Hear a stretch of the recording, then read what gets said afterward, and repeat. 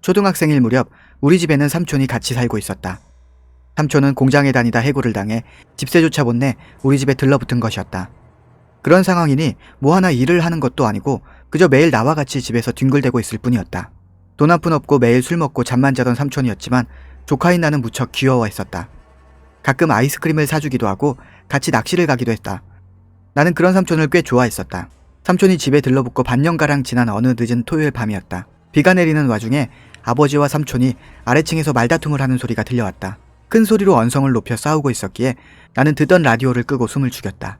쾅 하고 문이 닫히는 소리가 나고 삼촌이 계단을 올라왔다. 나는 혹시 내 방으로 오나 싶어 긴장했지만 옆에 있는 불단 미닫이 문이 쓱 하는 소리가 들려왔다. 나는 살그머니 이불을 뒤집어 쓰고 그대로 잠에 들었다. 다음 날인 일요일.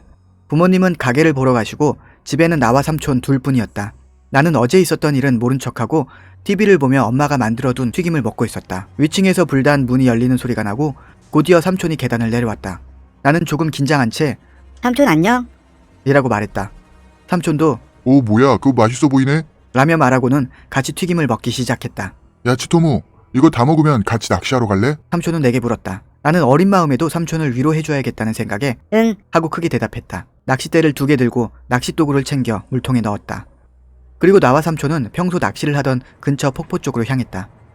폭포는 전날 내린 비로 수위가 높아져 탁한 황토물이 사납게 소용돌이치고 있었다. 별로 안 잡힐 것 같은데? 라고 내가 말하자 삼촌도 어떠려나? 일단 좀 해볼까? 라고 대답했다. 이런 때 오히려 잘 잡히는 것도 있는 거야. 뱀장어라도 한번 낚아보자. 그리고 삼촌은 폭포를 향해 걷기 시작했다. 나는 굳이 이렇게 안쪽까지 가야 하나 싶으면서도 삼촌의 뒤를 재빨리 쫓아갔다. 여기면 되려나? 삼촌은 폭포 앞 높은 바위 곁에서 멈췄다. 치토무, 여기서 낚시하자. 한번 올라와봐. 삼촌은 나를 들어올렸다. 내가 바위 위에 올라서자 삼촌은 물 상태가 좀 어때? 잡힐 것 같니? 라고 물었다.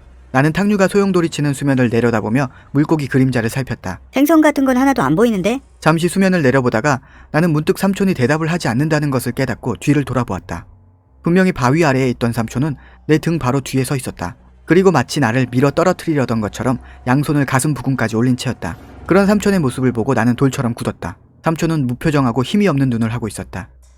울려 퍼지는 것은 매미 울음소리뿐. 시간이 그대로 멈췄다. 나는 아무 말도 못하고 그저 삼촌의 눈을 바라볼 수밖에 없었다. 땀이 뺨을 타고 흐르고 움직이지 못하는 와중에 그저 심지한 고동소리만이 울려 퍼졌다. 삼촌도 손을 내리지 못한 채 그저 무기력한 눈으로 나를 바라보고 있었다. 서로 얼마나 바라보고 있었던 것일까. 갑자기 삼촌 뒤쪽 수풀에서 바스락바스락하고 소리가 났다. 근처 아저씨 같은 사람이 우리가 있는지 알아차리지도 못하고 그대로 지나쳐갔다. 나는 삼촌 곁을 지나쳤다. 오늘은 잡힐 것 같지 않네. 나 먼저 돌아갈게.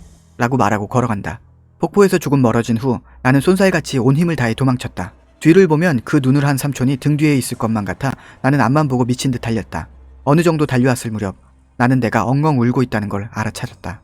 나는 집에 들르지 않고 곧장 부모님이 있던 가게로 향했다.